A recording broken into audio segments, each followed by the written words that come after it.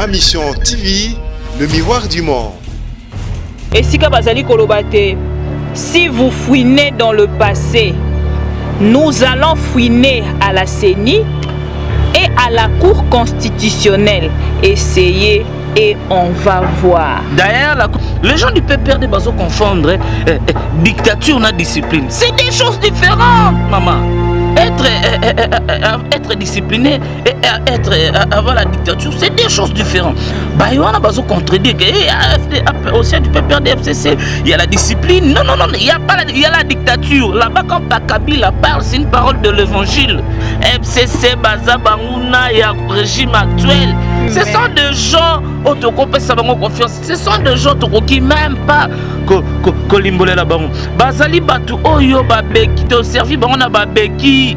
Mais il y a possibilité comment tu la bango babeki ba rozanga nzela kokima opération to ebinda kutolasaki. Bango bakasaki peuple congolais bosani bango. Ils ont détruit la nation, ils ont détruit la république. Professeur ennemi, il comprend ce qu'il dit.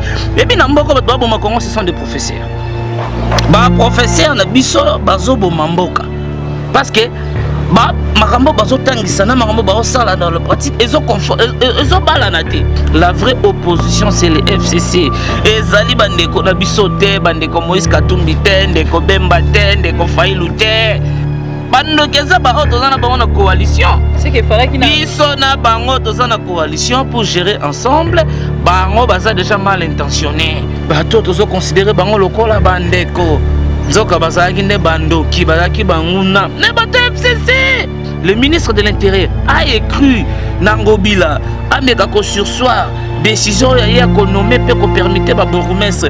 Mais les gouverneurs des provinces ils ont fait une bloc là autour ya Ngobila ba gouverneur nyonso basangani pona kolobanini o ya FCC pona kolobanini kolobake kozongisa ministre intérieur kotanga constitution na portefeuille o zali moto il y a FCC ba bloquer bato wana basala teti lelo yango wana nazolo bate opposition ya solo ezali FCC ezabande kwa la muka tende comment la muka sa contre gratuité enseignement primaire bato baza contre gratuité enseignement primaire ezali bande ko ya FCC. Alors ba été ministre délégué ya cash atakaki mokonzo ya bango bako cibler na motion de défiance. Écoutez monsieur soba mibali bon mec, c'est maître Sylvain Moutombo qui a tenu ses propos. Si vous êtes vraiment les bon mec, vous vous blaguez avec le pouvoir. Moi je pense que vous blaguez avec le pouvoir. Mais le pouvoir, vous n'êtes... On peut créer une crise. Ce sont des gens mal intentionnés. On peut créer une crise. Le président Fachi a plein pouvoir de dissoudre le Parlement. Plein pouvoir. Ma mission TV, le miroir du monde. Akeko sangana batona na dialogue là et c'est la haute trahison. Peuple congolais péché au mandat. Poyenda zana mo continuer za peuple. Ye Fachi a sali plan na ye. Ba oba la note na ba oba discipliné ba oba batambola na vision na ye. Soka sali maramwane biso pe ba misusu to na kata coalition. To ko s'aligner na vision à Fachi to bige non a quand même président mo kaza na nzela.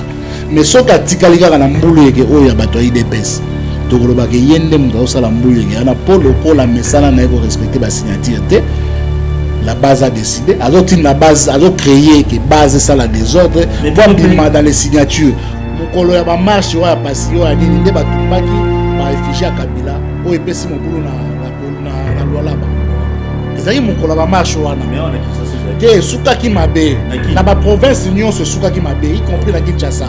Mais le cas là, il y a des provinces et les gars qui m'ont cassé mingi à Kinshasa, il y a Kinshasa de calculer. Toutes les élections dans le monde a contesté. A organisé à Liboso, il y a mis balé, il y a mis ça tout hier où t'as candidaté. Et puis il y a mis ça tout on a appelé président, il y a mis nommé. Pour ceux qui ont nommé qui t'aiment, mais tu gagnes la boule na boule et qui n'a qu'on a talibé à bien tant que prêtre, à tala lobby à té. Moi la maille, on gagne une élection, mais la boule na Congo. Des magas souffrir une opposition. Tous au moins la maillot de Tsayawa pour la Bolinga Congo. Voilà, on a gagné. TV n'a pas gagné. Bima wa Congolais nous surtout naïa balabala, même au salam boulou. Ba militant IDPS. secrétaire général na bango a assumé que bawewa nyonso ya Congo et c'est une cellule ya IDPS. Natanga ba marche ya ba catholique Jean-Marc Kabunda alors secrétaire général à IDPS a ebisaka biso les prêtres ne prêtent que les églises bango ba batsaka ba militants la mona kati. Tiba il faut pas ça la mamie pour que IDPS c'était parti violent. Tolandi bongo te. Ndeko Diedo Kaninda Oyo Kindeko Henri Magie. Ce que tu as dit, FCC cash, au Koué la Koumeka, pour commenter Nangambo ya cash. Quel avenir pour la coalition? Cette coalition n'a pas une longue durée, n'a pas une longue vie. Parce que c'est une coalition contre la nature. C'est un mariage d'homosexuels, maman. C'est un mariage à Mibali. On ne sait pas, wapi moi, soit Mobali. Qui va obéir à l'autre. Ma mission TV, le miroir du monde.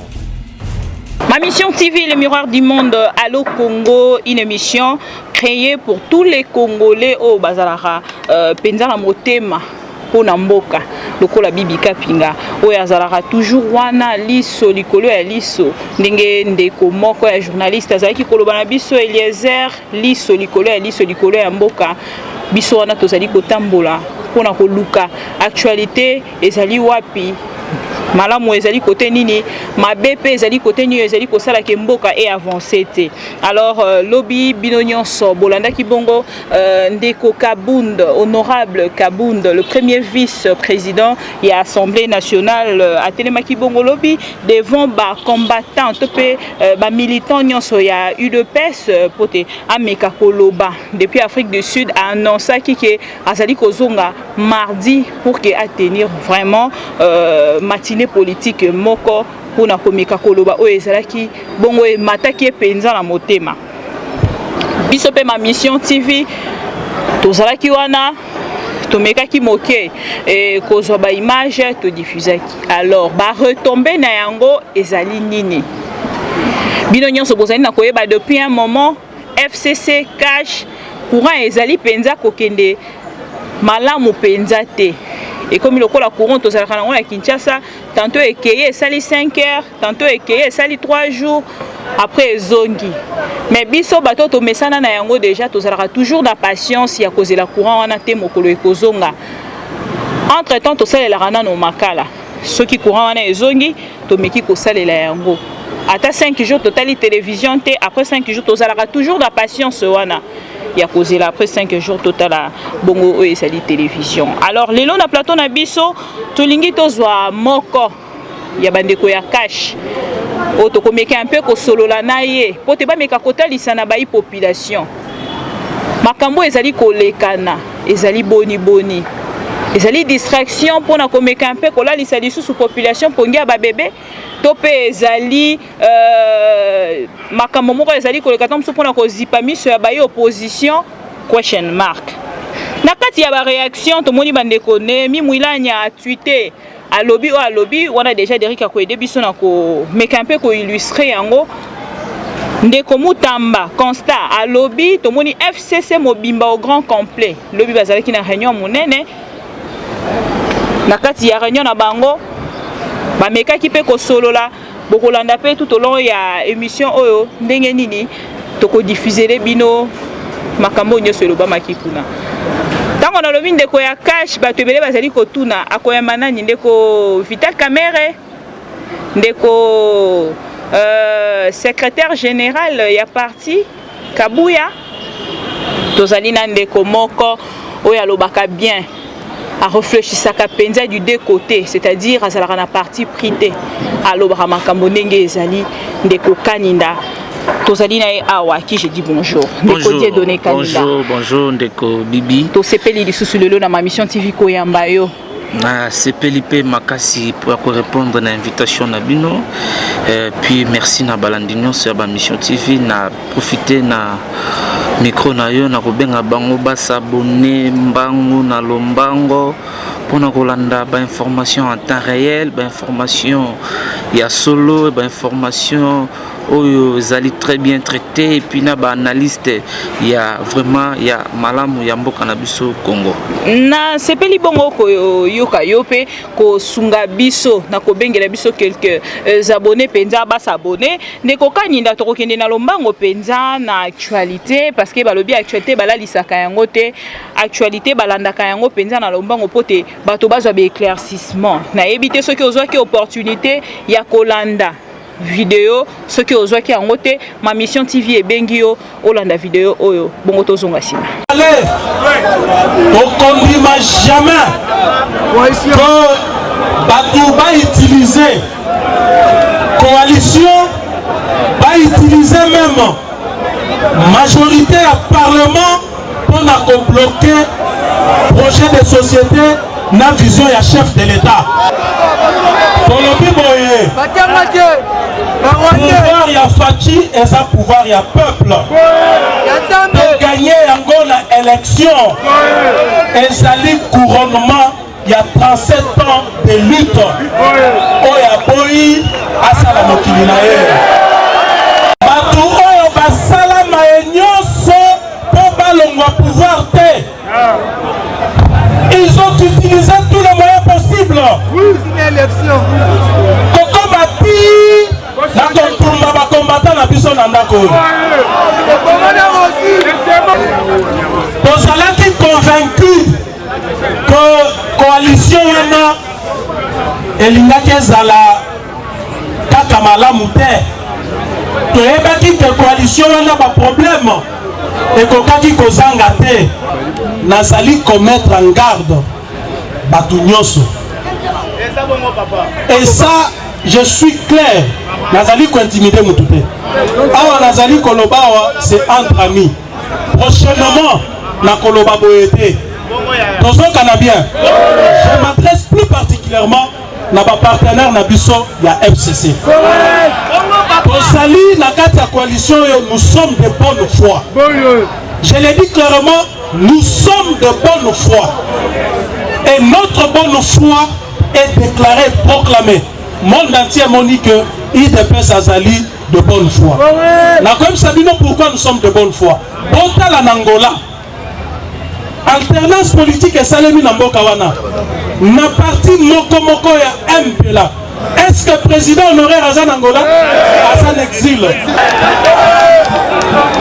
Baolo, Bazali Kokosa, Kobiso, Totrairaki, Bazali Kokosa, parce que résultat de l'élection, et là qui dit clairement, Nan Yazalaki candidat commun, il y a opposition. Donc Tozali Awa, Tolobi que Tozali a pouvoir on a Tozali Kosane la Yango peuple.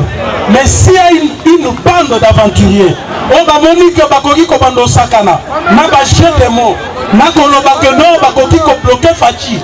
Tu as dit si bango, lobby, na lingité, donc à la bien, na lingité lobby. Batubaye qu'on a connagé na fleuve Congo. Bino bosi bomona batu.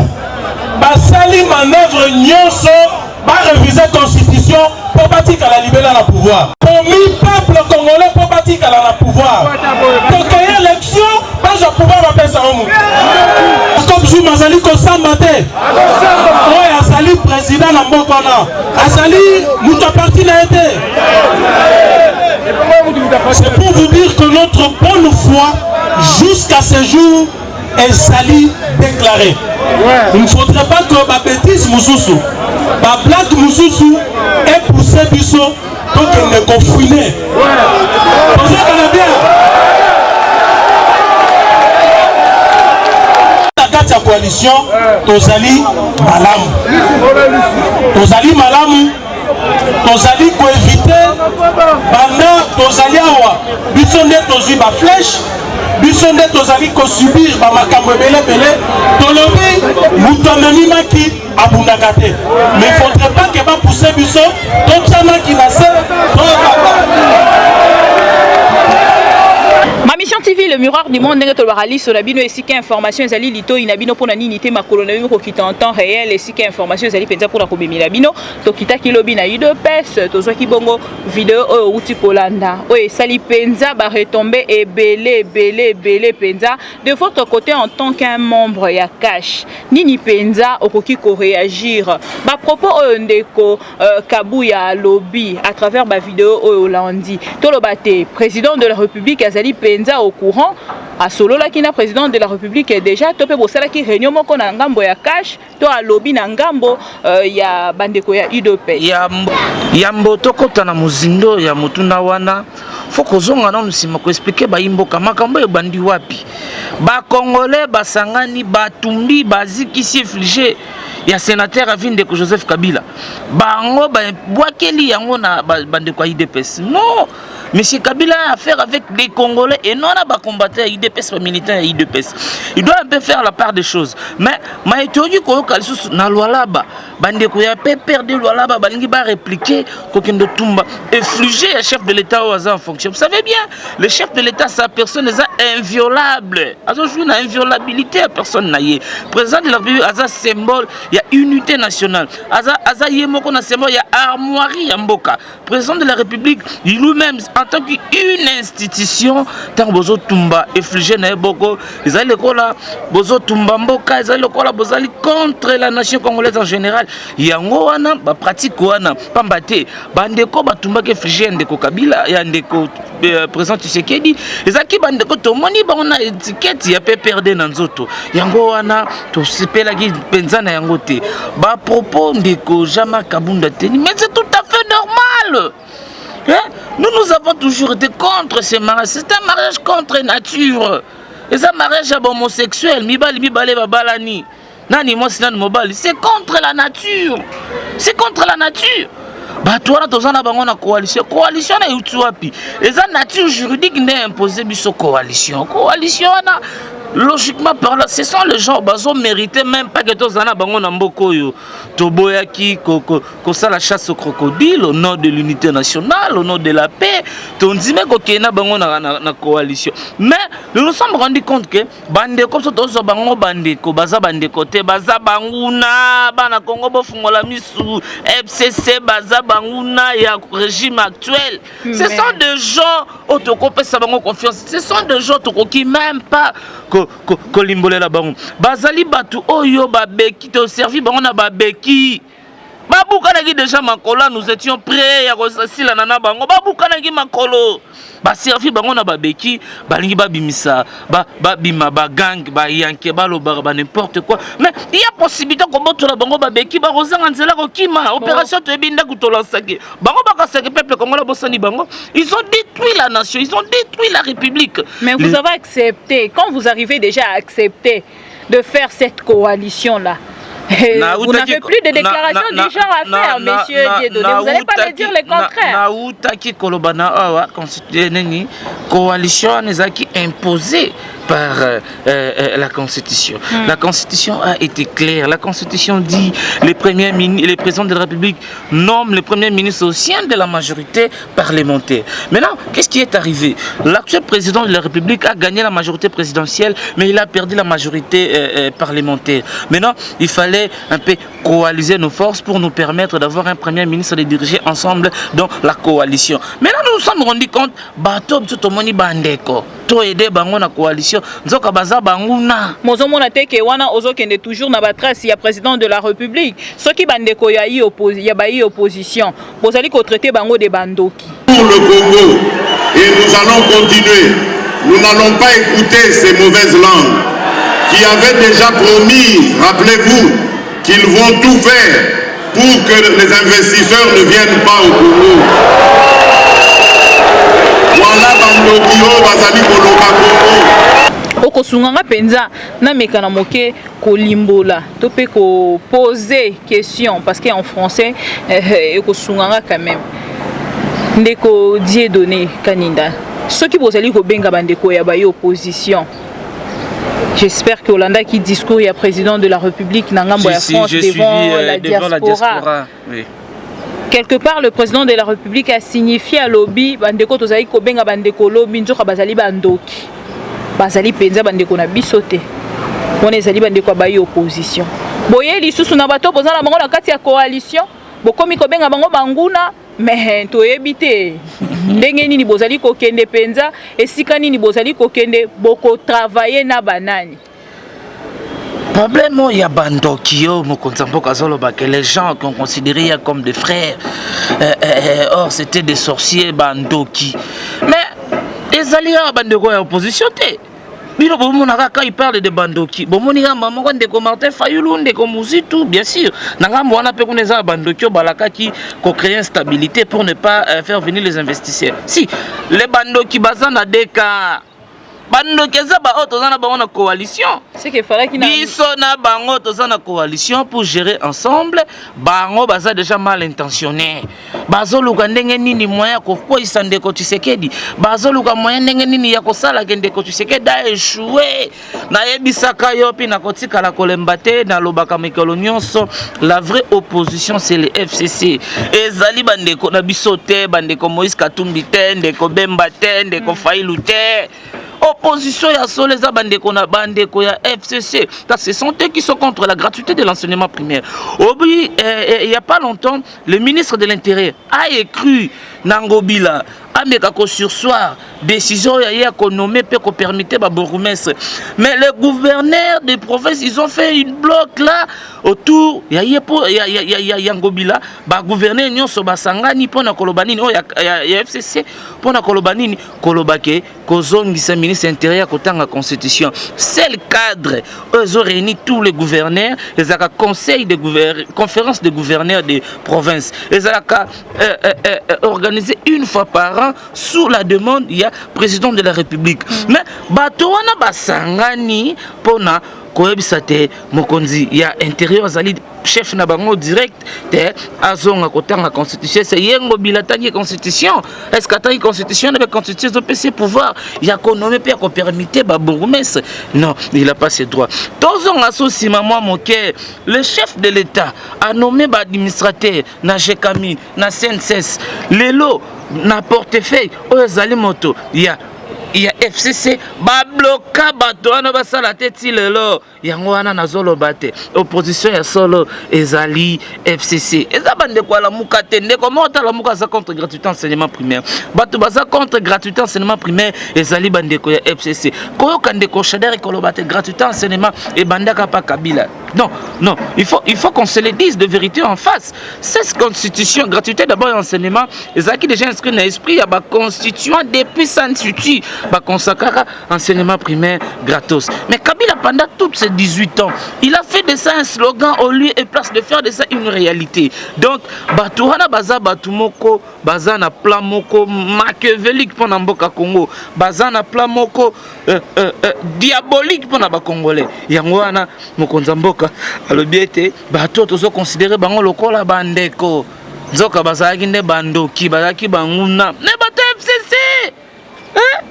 Yo landaki bato ba beret rouge wana basangana banda ko si là on ne sait pas identifier ba la cap banani moto a telemakana tatana libuma monene telmi boye azui bilenge ko ba baby ça déjà na régime ya bango ba pesa ba machette ba pesa ba zododo pour créer des troubles à Kinshasa ba telemana lo ba que non ils ont les pleins pouvoirs, il y a qu'au dissoudre le chef de l'État, le Parlement, il la Cour constitutionnelle pour une erreur matérielle. Il n'y a pas longtemps encore, Tolandi Soubafido ya Motoana, alors bah était ministre délégué à Cash, attaqué qui Mokonzo ya Bango, bako ciblé dans motion de défiance. Écoutez monsieur, Soubamibali, bon meka, Soubamibali, c'est maître Sylvain Moutombo qui a tenu ses propos. Si vous êtes vraiment des bon meka, vous vous blaguez avec le pouvoir. Moi, je pense que vous blaguez avec le pouvoir. Mais le pouvoir, vous n'êtes pas seul. Vous êtes dans la coalition. Ceux qui déjà dès le départ, boy, na katika ya 9 mois, vous allez na 5 ans. Basangisa kalilala mabena yo kopola te. Batala bazalila kopola. Bana posa ba police lilala eze malamu. Bako baza ba dictateur. Et puis les gens du PPR de bazo confondre dictature na discipline. C'est des choses différentes, maman. être discipliné et avoir la dictature, c'est des choses différentes. Bah, il y a besoin de contredire que au sein du PPRD FCC, il y a la discipline. Non, il y a pas il y a la dictature. Là-bas, quand Kabila parle, c'est une parole de l'évangile.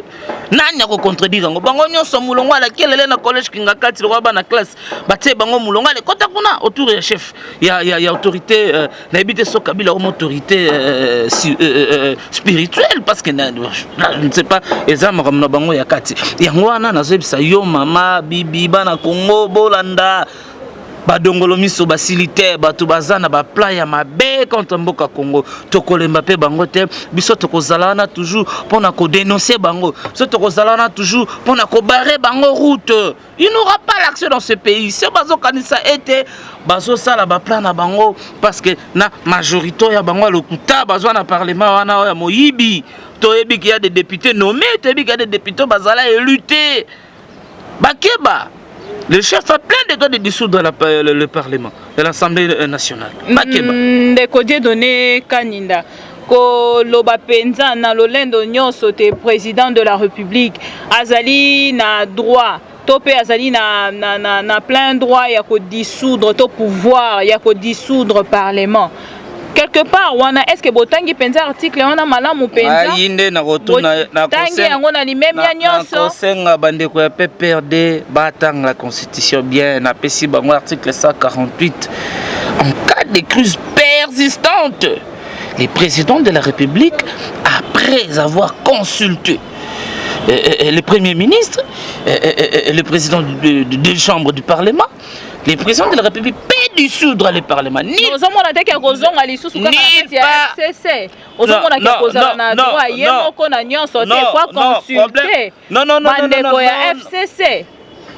pas. La Constitution parlait de consulter qui est une exigence constitutionnelle. Mais consultation est obligée donc je vous consulte, mais je n'ai pas besoin de votre avis. Vouloir ou pas, bon dimate, je vais dissoudre le Parlement. Mais je vais vous consulter, mais je n'ai pas besoin de votre avis. C'est la Constitution qui impose cela, de consulter, mais ne pas émettre un peu leur avis. D'accord, Kabino, mais là, pour ça, si j'ai vraiment envie de dissoudre encore des crises persistantes, s'il y a vraiment une crise, le chef de l'État a plein de droits de dissoudre le Parlement pour nous donner les élections législatives dignes de son rang et kozana ba ponamia solo et kozana ba député bazana pona kolobe la peuple et zana ba député te ko ba traiter chef de l'État inconscient et zana ba député ba na ba arrogance te et zana ba député te ba gangela ba policier ba gangela ba officier la police et zana ba parlementaire ya solo o ba kozana na pona kolobe la peuple congolais parce que bazana pona kolobe la mabumu na bango libumu d'abord, chip d'abord. Tant que Mambaloba qui va député, magistrat à 3V, mais parlementaire, comment il y a 3V, villa, veste, voiture, jeep, comme il y a 3V, parlementaire, wana. Botala bango malamu. Moi, je suis pour que dissolution libala ya FCC cash et ko banda parti ya ko dissoudre parlement et puis to koye banana bango mais là to que si on a terrain élection solo comme ça total so Patrick Mouya ya obimana funa total so ki Colette Chomba obimana funa total sikoyo so ki nembalemba au famille mbeza 4 sièges. Papa Azui a tiki moi dans l'Assemblée provinciale, il papa qui est dans national, moi na Azui moi na yo, il même pas procédure parlementaire moi si na ye Tatiana a tiki dans l'Assemblée provinciale, il moi na camarade Abeda Chou, moto ani misola mboka, moto azana bambongo ya Congo, bisolo ya bana kini, aza visé na benfo foncier futa kate na ba fraude fiscale, camarade ya nani, ya junior rapporteur à l'Assemblée provinciale, nde bato wana nde tokoye banana bango. Il y a un problème personnel na bango to pende personnel na bana ya Congo famille wana permettez-moi l'expression ben escroquer bana mboka il fallait même ce point de vue tendance pour faut pas confondre Moussalo Fayulu Zoluka na ce qui dit la constitution pour Fayulu lui il pense que le Congo a une crise de légitimité. Là, c'est un autre débat. Celui on a failli, n'a pas raison. Non, il est essoufflé, n'a pas vérité des urnes. Là, c'est autre débat. Donc, ici, le problème se pose qu'en cas de crise persistante, et la crise a toujours été créée par des humains. On peut créer une crise, Ce sont des gens mal intentionnés, on peut créer une crise. Le président Fachi a plein pouvoir de dissoudre le Parlement. Plein pouvoir. Après avoir consulté le Premier ministre, le président du Sénat et le président de l'Assemblée nationale. Il a plein pouvoir, je dis avec toute mon dernière énergie, il a plein pouvoir de dissoudre le Parlement. Ndeko kaninda kolala kolamuka. Lobi tolamuki to monite bandeko ya FCC bandimi penza na limemia nyonso. Oyo ezali ba proposition ya ndeko Martin Fayulu bokende kaka na dialogue parce que ya monite bozali kotata bana na kati ya coalition. Bokolobani. Dialogue pour dialoguer quoi? Ce qui je prends la population congolaise en témoin. Ce qui président Félix a kosangana batona na dialogue là et c'est la haute trahison. Peuple congolais péché mandat. Pour yenda zana mo continuer za peuple. Président Félix a des comptes à rendre avec à la population congolaise. Tozo zelaya c'est l'état de la nation bientôt devant le Parlement. Tozo zelaya c'est l'état de la nation. Hein? Constitution et PC pouvoir. On dit azana pouvoir il y a dissoudre le Parlement. C'est le même azana pouvoir devant le Parlement. Le président de la République n'est pas responsable. Il vient là à couper Sabino Oya Linga Lobia Lobin état de la nation et puis il termine. La séance est levée, suspendue. Personne n'a droit de poser la question. On a comme dictature. Non, ce n'est pas la dictature, c'est la constitution. Kabila dans cet état de la nation, on va poser la question par député Morosongolo Pakal. Non, personne, c'est tout, sans débat. C'est fini. Tous les Kanangonga au Penza et Beti Nangambo ya FCC, Ndekonemi Mouilani azali kopesa bongo Nandeko Jean-Marc Kabound 72 heures pour qu'il a démissionné na percheur naie na vice-président de l'Assemblée nationale où il a été porté. D'abord, M. Némi, c'est un professeur, le professeur Némi, il m'a donné cours de la déontologie, d'un cours moral. Oh, je peux apprendre même, Tatangi droite, il peut apprendre ce cours de déontologie des avocats et des magistrats. C'est le bon sens et tout, de bloc bongo. Le professeur Némi, il doit un peu avoir plus de retenue dans Maramsou Sazo Lukasala. A obligé un élu, d'abord du peuple, et élu par l'Assemblée nationale, des missions. Est-ce qu'il comprend au moins ce qu'il dit? Professeur Némi, il comprend ce qu'il dit. Et puis, dans ce sont des professeurs. Les professeurs, parce que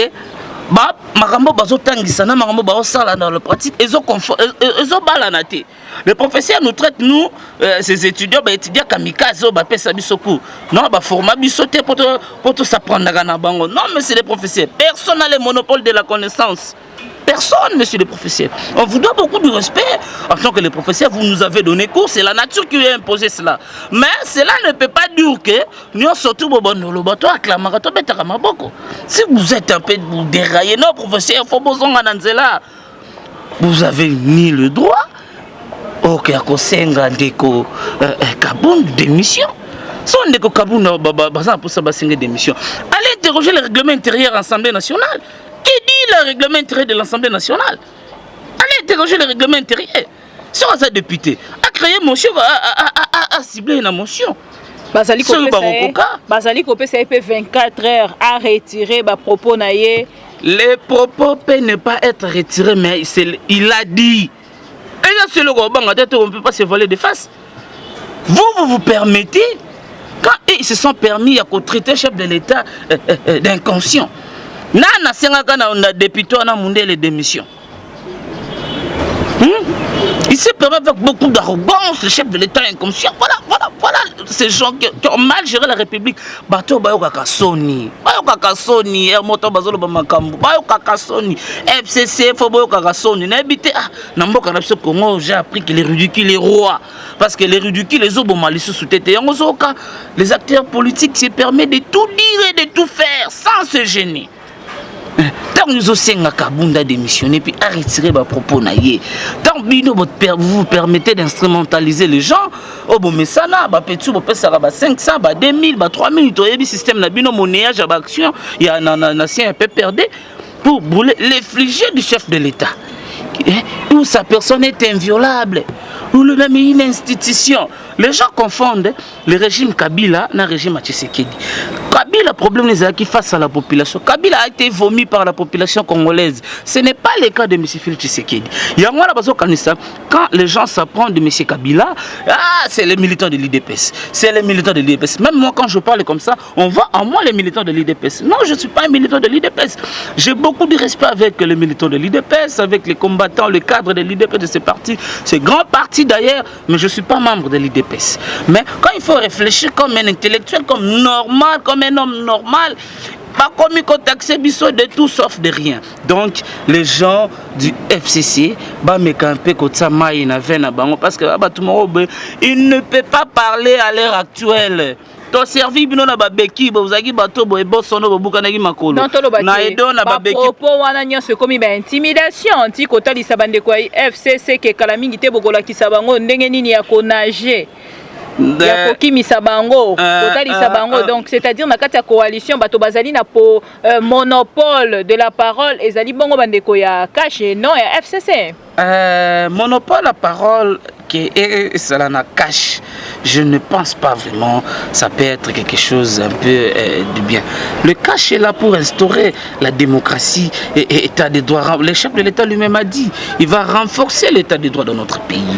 Eh bien, l'état des droits implique aussi la liberté d'expression. La liberté d'expression, ce n'est pas seulement de monopoliser la parole Kakabiso. Non, pour diriger le Congo, il faut rassembler les éléments, pas seulement les éléments, les avis de tous les Congolais. Mais Congolais, ça n'a pas ça, il y a qu'à faire avancer les choses pour l'émergence de notre pays. Mais quand il y a des Congolais mal intentionnés, oh bazaka na posa mote pela, oh bazaka na posa que nyonsele ka par la violence, oh bazaka na posa ya komema mboka likola tonner essence. Bato ana fait cesser font contre les Congo.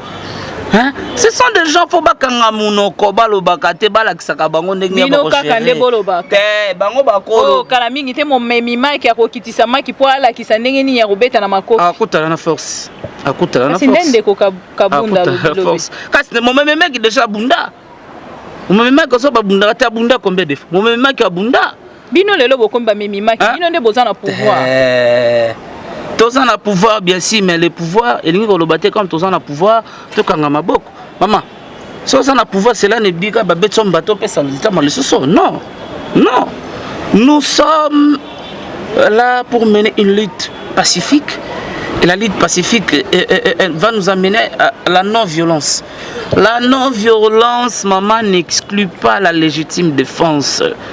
Ce n'est pas que je dis que je suis non-violent, que yo betanga mbatana peso na ko répondre yo na otika ota ndeko de donner na kolinga to mais un peu ko réfléchir sur les kambo oyo kota la tenenge FCC cash ezali kokende quelque part tel ko la bandeko bazu penza peuple congolais en otage ce qui bo monique au sengi ba kwanza yo ba kwanzi yo malamu te botomboki lobi bobimi na nzela ce qui au sengi te ba pesa yo kopa mai ba pesi kopa mai te yo po osili kilo bobimi na nzela ezali ko freiner petit à petit o ezali avancement ya mboka. Est-ce que tout le bâti coalition FCC cash ezali kaka pona intérêt ya mboka coalition FCC cash pona ndenge toyebeli makambo soki penza likambo oyo etindi te ndeko kabunda kende bongo kozwa oyo ezali parole azwa kilobi to pe matinée oyo organiser kilobi soki ezaki kaka pona effigie pourquoi totikaki justice esala mosala na yango te bandeko yango tomonaki pe basalaki ba déclaration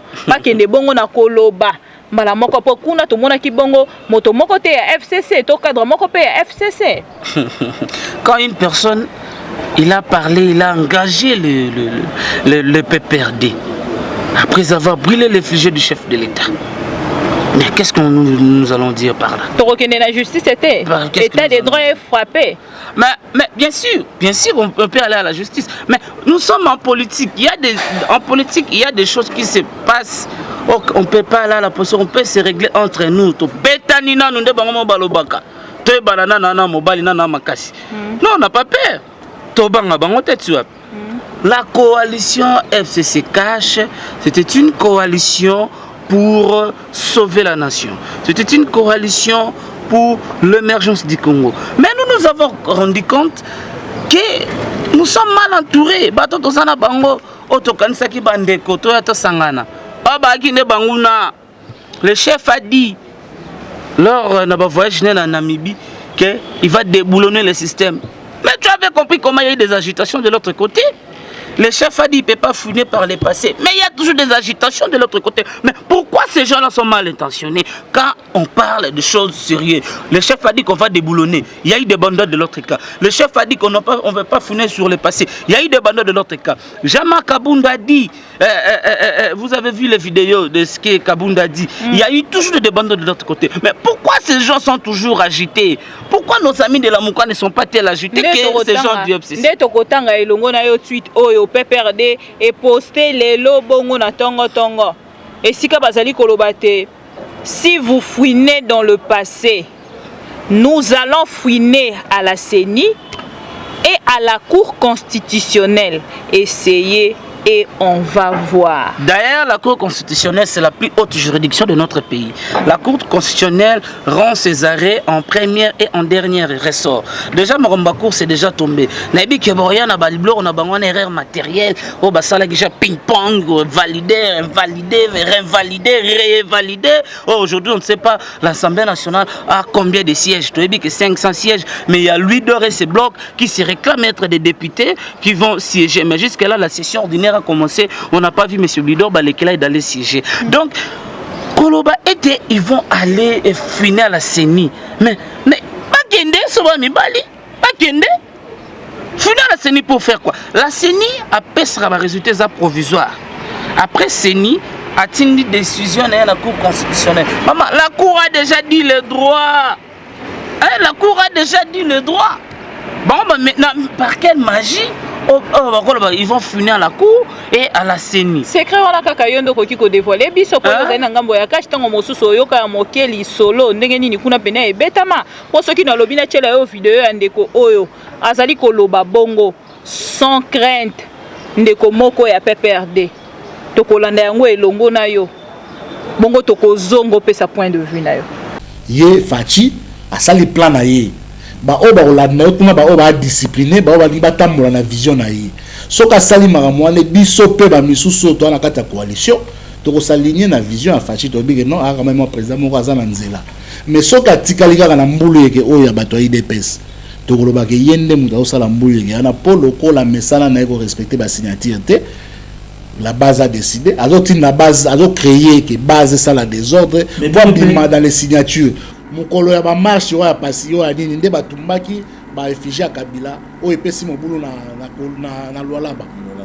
ezali mukolo ba marche wana ke suka ki mabe na ba province nyonso suka ki mabe y compris la Kinshasa mais lokola sikoyo ya ba province elekaki makasi mingi ko ya Kinshasa ndo ya Kinshasa to calculer te na désate tous les élections dans monde a contesté a organiser liboso ya mibale ya misatu ye kuta candidat et puis à Misato on a poli président yemra nommé pour ce qu'on nomme quitté mais to gana na bulu et que na Congo talibo abi tant que prêtre atala lobi a te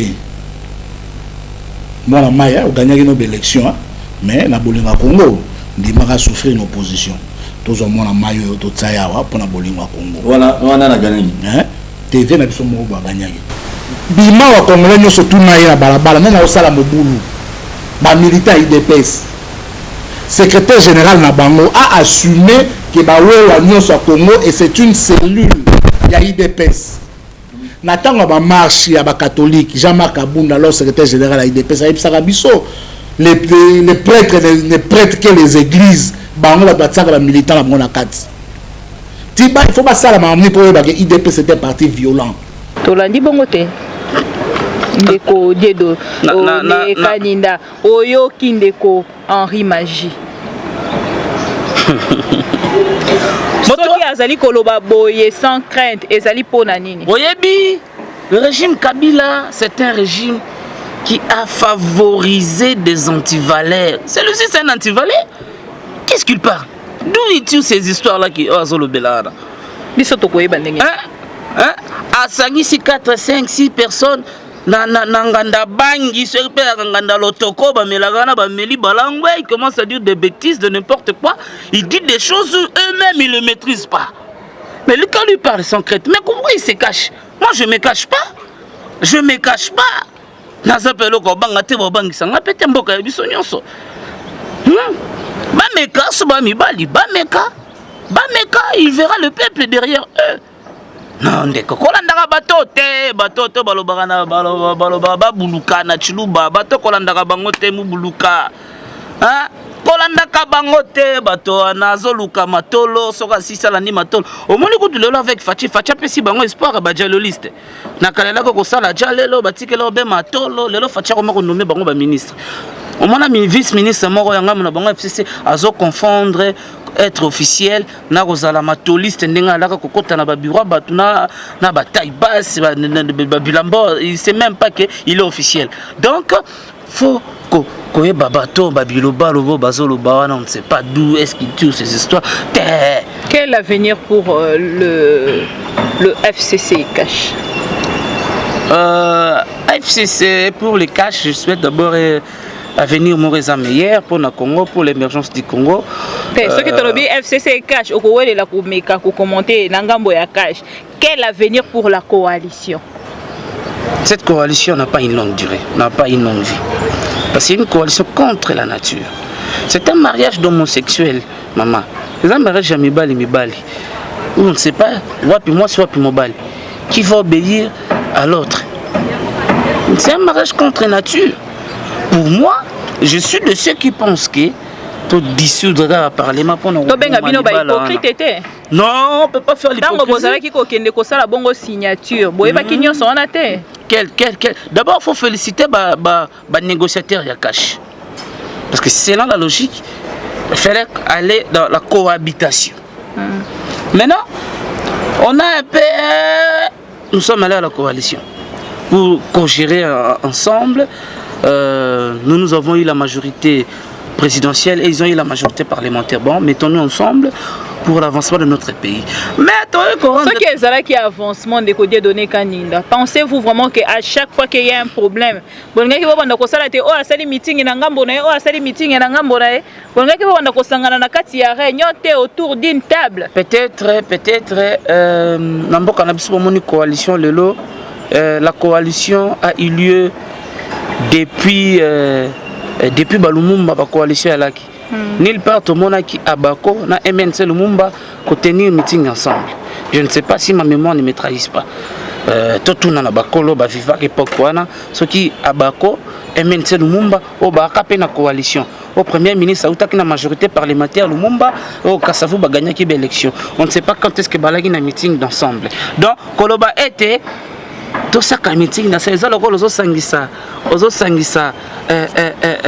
ba dictateur na ba démocrate babala na kate biso kuna il y a des démocrates kuna baza ba dictateur bato bazi pouvoir na mandoki na makila kuna za bato bazi pour konzina nzela ya mapona mission une voie légale to sangana na bango to ça meeting d'ensemble pour parler de quoi bango ba ba mécanisme ni na pouvoir par la force mais le lorsque tawana eza révolu tawana eza société totikali na population a jugé tozongi la souverain primaire on va pêcher plein pouvoir il y a kokende na mapona économique ko pesa pouvoir na moto ya lingi ba pesa ki na ndeko Félix Tshisekedi déjà lelo so bongi bolobela makambuya pouvoir tous la 2023 il y aura des élections o monique ako bebe ako na bira ko tobola beto ayana bira to komi penza na mwa suka mais si ka population azali bongo kolobate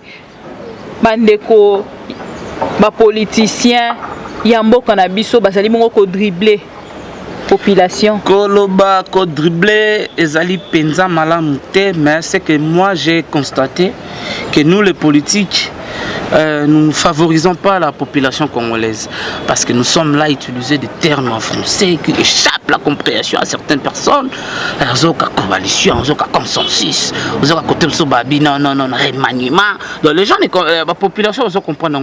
Yango, masola politique est moko na sepela na ndeko moninga na ndeko na yo journaliste sango mokonza lo barake non beta lisola politique na lingala pour na ko permettre ba mboka ba comprendre réellement ils ont les kana mboka kolobate tozoko saba non population zoko samati parmi les acteurs politiques les acteurs politiques ko bazo bundela intérêt ya population les ana ba bazo bundela intérêt ya famille te mabumu na bango te lobi ya sengi bino mandat suppléant mwana na ye atiki mwana na ye kuna te atiki mwasi na ye te ezana ba politicien o bazawana que pour na intérêt à population pe bazali pour bazo bundela intérêt général ya peuple congolais ba meka ko retrouver bonheur ya bango biso ma mission TV to kopesa o merci point ya suka etikali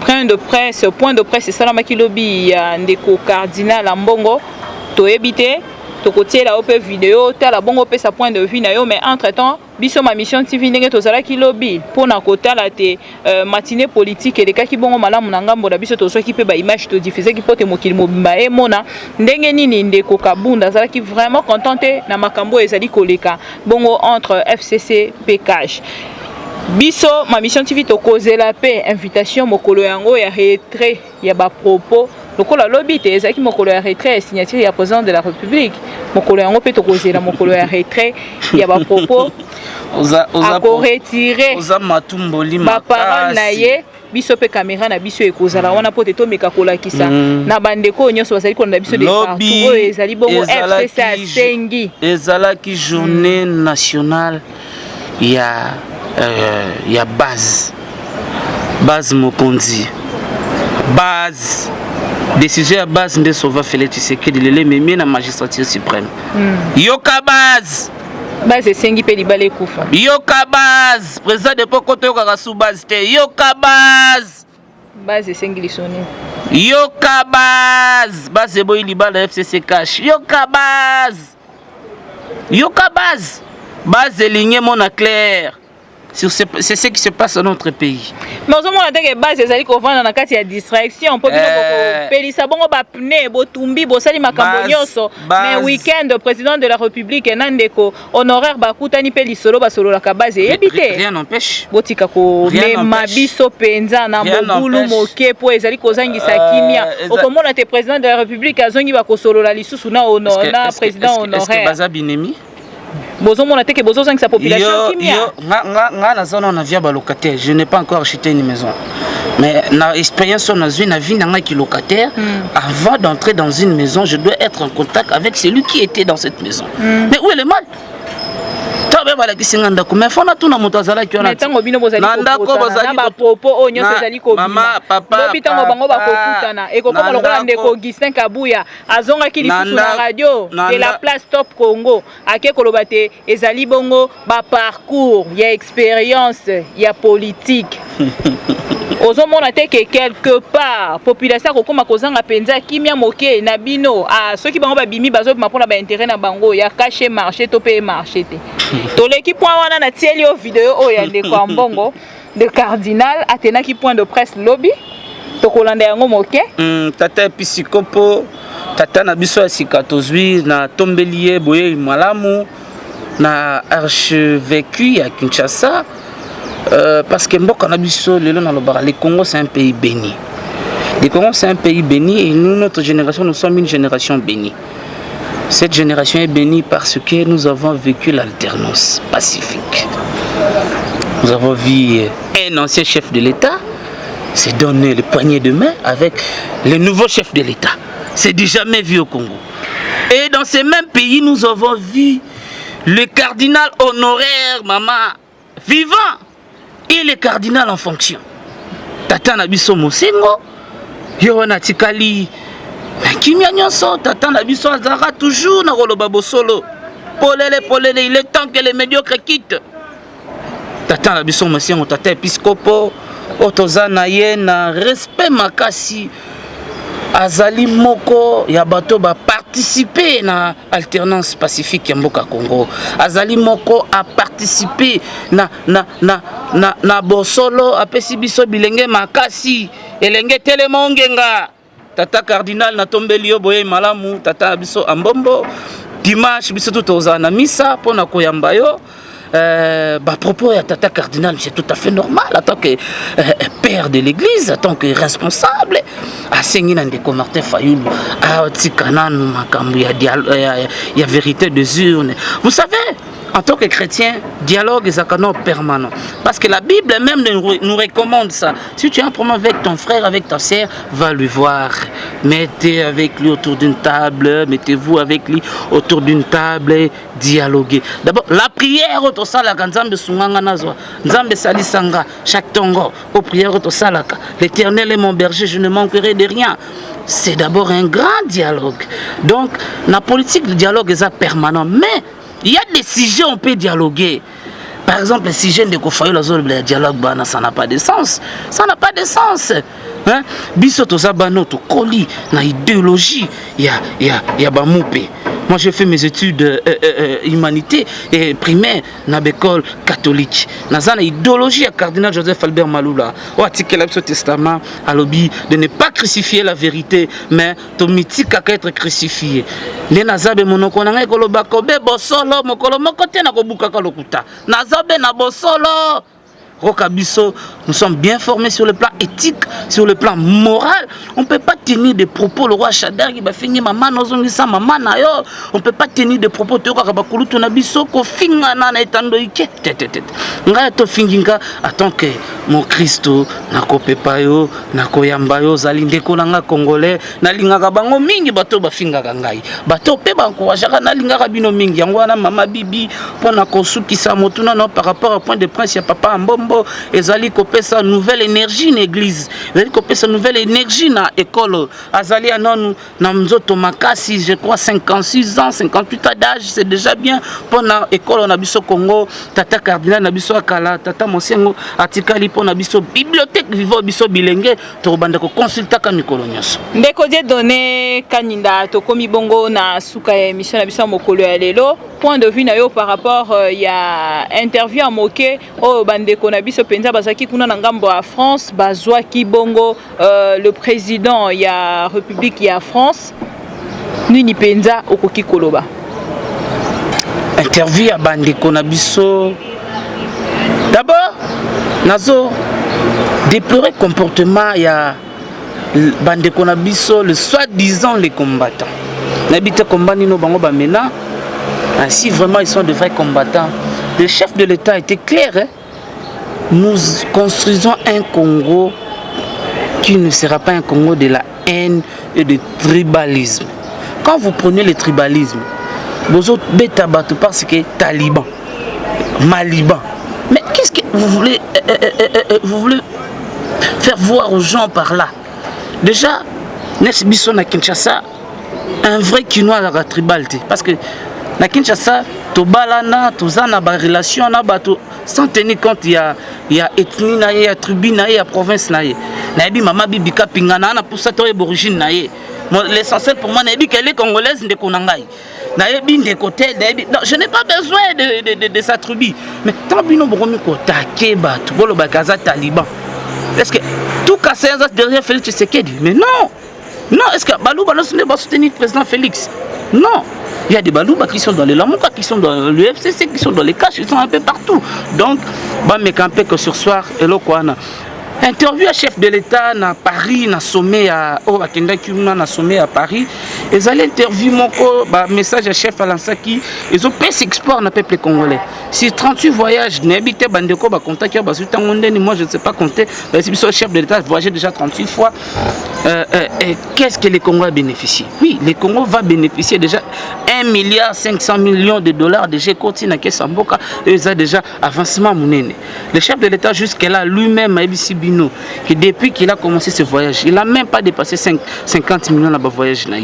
Donc, topé ça, mon continent Maboko, voyage et coproduit fruits dans les jours à venir. Parce que investisseurs bazoya congolais non se musala tous les niveaux. Dans son discours, il y a investiture. Le 24 janvier, le chef a été clair. Nous construisons un Congo où tout chacun de nous méritera sa place. Motonion, ça mérite place naye. Na yo mutofinga kaba congolais.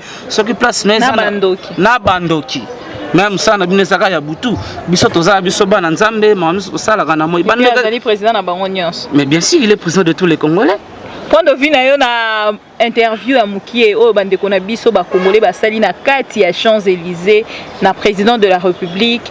Na président de la République, il y a RDC, na ndeko Macron, il y a na ndeko Emmanuel Macron, président de la République, na mois de juin. Si quoi Babylon Rabou, tant on voyagé sous na juin 2020, ah on voyagé trop. Et bien ça va monter Mali Kundu Poani, bango ba ki na ba sanction. Bango Mokonza, bango il ne pouvait pas arriver aux États-Unis, il ne pouvait pas aller en France. Bazo souffrir, mais nazo rassurer Bino. Chef de l'État, il est le père de la nation. Il va plaider pour lever les sanctions. Il y a Bino. Parce que ça président ba Congolais nyonso na ba bazana ba sanction na ba bazana ba sanction te. Aza président ba Mende, aza président ba Bocha, aza président ba Shadari, aza président ba Fayulu. Dans les États-Unis. Aza président ba Fayulu, aza président ba Congolais nyonso. Mende kokenda Mende États-Unis kozonga na ye na Congo et ko changer une affaire ba Congolais. Donc président de la République, il est là pour tous les Congolais. Olinga il est le chef de l'État pour tous les Congolais. Aza président Fayulu, aza président Bemba, aza président Katumbi, aza président ya batu nyonso ya ba Congolais nyonso. To komi na suka pour la mokolo ya lelo biso ma mission TV. To pesi yo merci pour na ndingo ndima ki lelo ko répondre. Na we ezala ki actualité. Pesi bino merci. To sali kaka kozela 72 heures ce qui est kozela ya démission, ce qui est kozela ya retrait ya parole, to pe ya ba propos, biso to kozala ka wana na caméra na biso pour na kolakisa mokili. Na pesi yo pe longonya makasi na pesi pe bandeko nyonso o bazui penza libaku ya kolanda ma mission. Bon, je suis batana bino na pesi bino longoni ya mingi na pesi mbote na ndeko moko bazo déranger nga trop. Ebisi libanga fo kinde pa mama bibi ebisa na ba culture na ba partie na culture to pa mami lela na RTNC na Karibu oka moto moko ya kawana tala papier duplicateur 5 yelora malonga ko lobate mabanga na mabanga mais na pesi yo mbote place ozali malgré botanga kombo. Merci beaucoup bande comme ça ba déranger ki nga pona numéro bazo komela ngai na travers ba réseaux sociaux pona ba OP bazo continuer ko finga na banga pete naza congolais naza un espoir Lumumba naza un espoir Tshisekedi naza un esprit Ngalula Pandajika naza un esprit Albert Kalonji Mulompo révolutionnaire. Donc na robanga loroté. Celui qui cherche ma tête, rassurez-vous que ma tête vous coûtera cher. Merci à vous tous fidèles de AM TV, les non-abonnés et les abonnés de cette chaîne. Toyamba kibongo pona bino ndekodier donné kaninda zali bongo moko ya ba membre ya cash a répondre kibongo na mituna na biso nyonso oyo bino pe botindaki topozaki ye a répondre ki na yango tokutani bongo mbala sima pona ba actualité mosusu mais nakoki ko bosana te ko pesa merci na équipe ya munene ya ma mission TV bazala kibongo na sima ya caméra na moni ndeko Voldi na moni ndeko Derrick Lubaki tokutani mbala sima pona ba actualité mosusu. Portez-vous bien. C'était bien moi votre servante à la présentation. Résistant jusqu'à la mort, la patrouille la mort. Ma mission TV, le miroir du monde.